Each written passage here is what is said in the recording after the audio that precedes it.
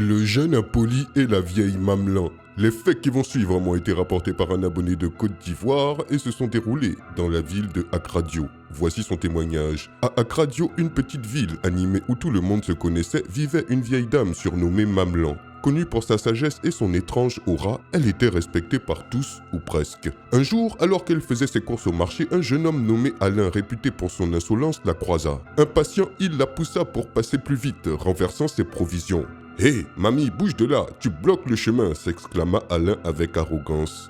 La vieille Mamelin ramassa doucement ses provisions sans dire un mot, mais lorsqu'elle se redressa, elle fixa Alain avec un regard si intense que celui-ci commença à frissonner. « Mon fils, les paroles que tu prononces vont te suivre, fais attention », avertit-elle calmement. Alain éclata de rire devant les marchands et la traita de vieille menace inutile. « Arrête de jouer les sorcières, mamie, va plutôt rentrer chez toi. » Mais à peine avait-il terminé sa phrase qu'il sentit une sensation étrange sur son visage. Lorsqu'il voulut parler, aucun son ne sortit. En panique, il courut jusqu'à un miroir tenu par un vendeur de lunettes. Là, il découvrit avec horreur que sa bouche avait disparu.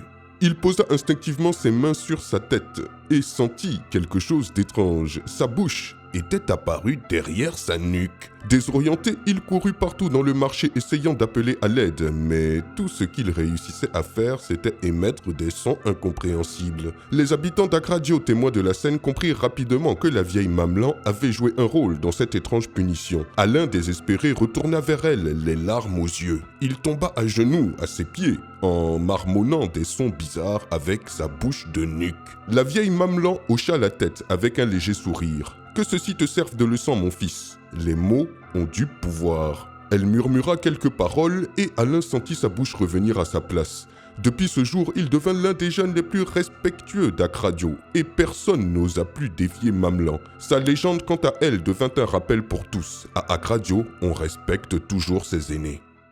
Tu as besoin de contenu audio ou vidéo personnalisé, d'une formation pour monter et réaliser des vidéos similaires aux miennes, de faire des publicités sur mes réseaux, contacte-moi par message en inbox pour toute information commerciale. Quelle histoire étonnante et pleine de leçons. Dites-moi ce que vous en pensez dans les commentaires et je vous dis à très bientôt pour une nouvelle vidéo. C'était Takashi J numéro 1 sur les histoires mystiques de l'Afrique.